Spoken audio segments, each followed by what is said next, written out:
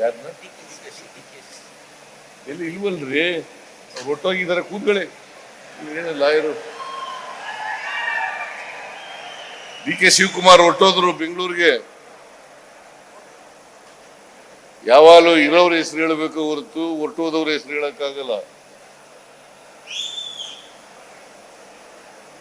Welcome ಮಾಡೋದು ಇರೋರಿಗೆ, ಇಲ್ಲಿ ಯಾರ್ಯಾರು ಇದ್ದಾರೆ ಅವ್ರಿಗೆ ಮಾತ್ರ ವೆಲ್ಕಮ್ ಮಾಡೋದು. ಮನೇಲಿ ಕೂತಿರೋರಿಗೆಲ್ಲ ವೆಲ್ಕಮ್ ಮಾಡಕ್ಕಾಗಲ್ಲ. ಗೊತ್ತಾಯ್ತಾ? ನೀವು ವಕೀಲರು ಸ್ವಲ್ಪ ಅರ್ಥ ಮಾಡ್ಕೋಬೇಕು ಇವೆಲ್ಲನೂ.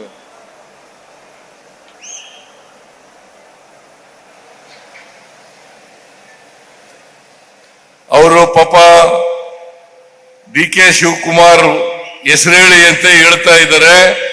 ಡಿ ಕೆ ಶಿವಕುಮಾರ್ ಅವರು ಉಪಮುಖ್ಯಮಂತ್ರಿಗಳು, ಅವರು ಬೆಂಗಳೂರಿಗೆ ಹೋಗ್ತೀನಿ ಅಂತ ಹೋದ್ರು. ಬೇರೆ ಕೆಲಸ ಇದೆ ಅದಕ್ಕೋಸ್ಕರ ಹೋಗ್ತೀನಿ ಅಂತ ಹೋದ್ರು. ಅದರಿಂದ ಅವ್ರ ಹೆಸರನ್ನ ಪ್ರಸ್ತಾಪ ಮಾಡಲಿಲ್ಲ.